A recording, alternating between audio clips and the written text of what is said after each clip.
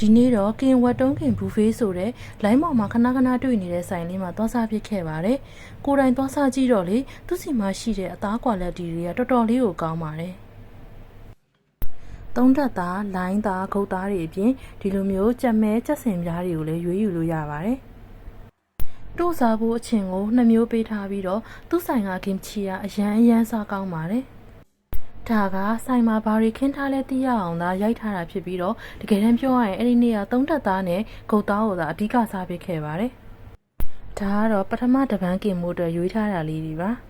။ကိုရီသွားတဲ့နေ့ကတော့ရေခဲမုံက9မျိုးရပါတယ်။9မျိုးလုံးစားကောင်းပါတယ်။ဘူဖေးကတယောက်ကို28,500နဲ့အချိန်ကန့်သက်ထားခြင်းမရှိတဲ့အတွက်ကြောင့်မလို့စားနိုင်တဲ့သူဆိုရင်တော်တော်တန်ပါတယ်။ဒါကတော့ဒုတိယမြောက်တပန်းကင်ထားတာဖြစ်ပါတယ်။အသားကင်တွေကိုကောင်းကျင်းမောင်းတွေမုံဖက်တွေနဲ့တွဲစားရင်လည်းအရန်လိုက်ပါတယ်။ဆိုင်ကအရသာကောင်းပေမဲ့ပူတော့လေစားရတာအရန်ပင်ပန်းပါတယ်။မိုးအေးတဲ့ချိန်သွားရင်တော့ပိုအဆင်ပြေမယ်ထင်တယ်